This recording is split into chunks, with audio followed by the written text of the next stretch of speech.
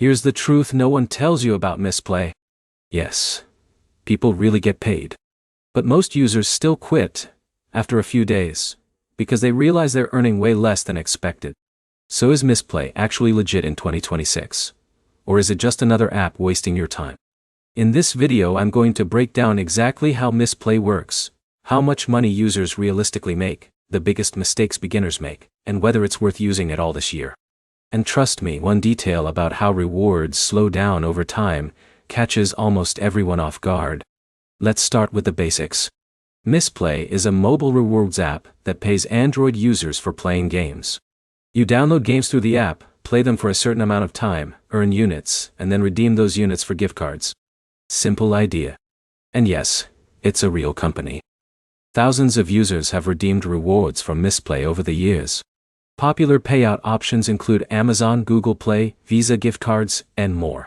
So from a legitimacy standpoint, Misplay is absolutely real. But here's the problem. Legit does not automatically mean worth your time. That's the part people confuse. Jake downloads Misplay thinking he found an easy side hustle. He sees ads online claiming you can earn money by playing games. Technically true. But then reality hits. The earnings are much slower than expected. And this is where most people fail. They assume every minute of gameplay earns the same amount.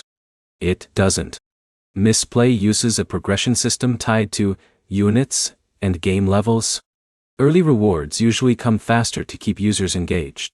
But after a while, earning speed drops. That's the hidden catch. Now here's where it gets interesting.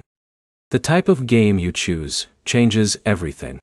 Some games earn units much faster than others. Strategy games and city-building games often offer better long-term earning potential because they keep players active longer.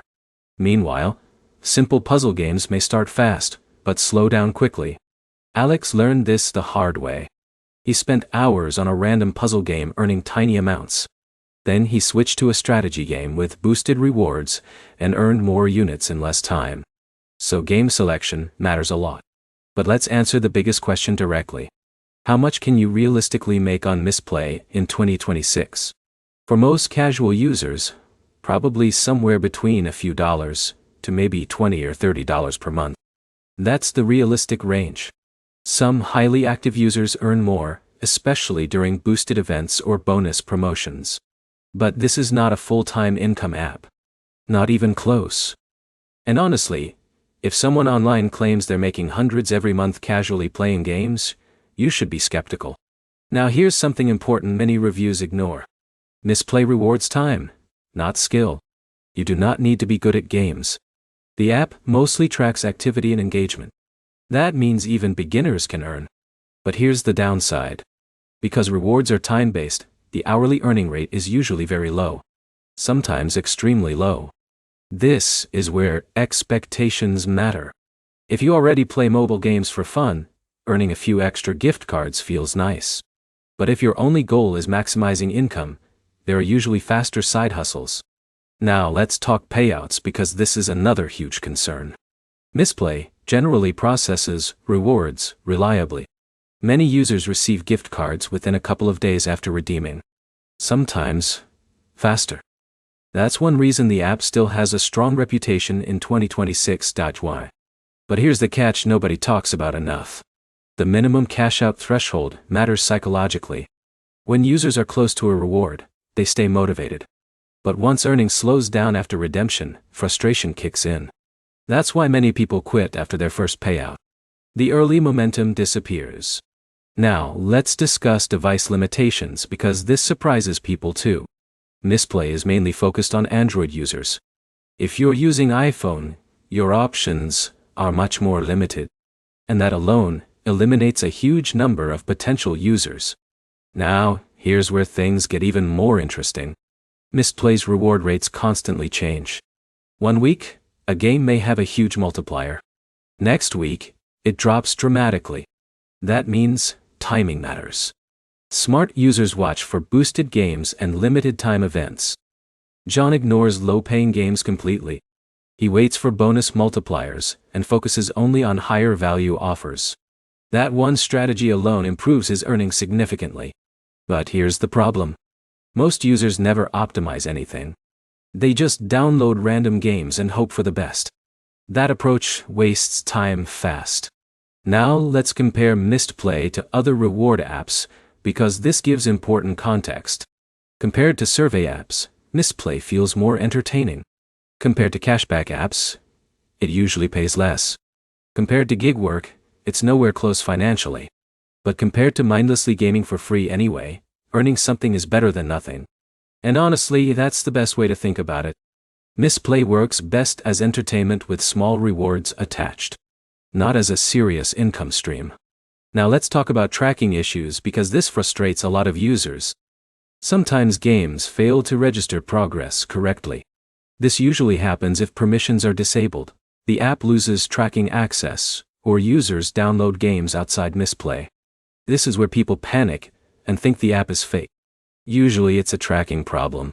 So if you want smoother earnings, always launch games through Misplay and keep tracking permissions enabled. Simple, fix.e. Huge difference. Another important thing is battery and storage usage. Some games are massive. You may download several gigabytes of games just to chase rewards. And some games drain battery aggressively in the background. This is something many YouTubers conveniently ignore. Now let's answer the question honestly. Is Misplay a waste of time? For some people, yes. If you hate mobile games, want fast money, or expect high hourly earnings, you'll probably quit quickly. But for casual gamers who already spend time on their phones, Misplay can be an easy way to earn occasional gift cards. That distinction matters. And here's something smart users understand. The best strategy is not playing non-stop. It's stacking bonuses efficiently.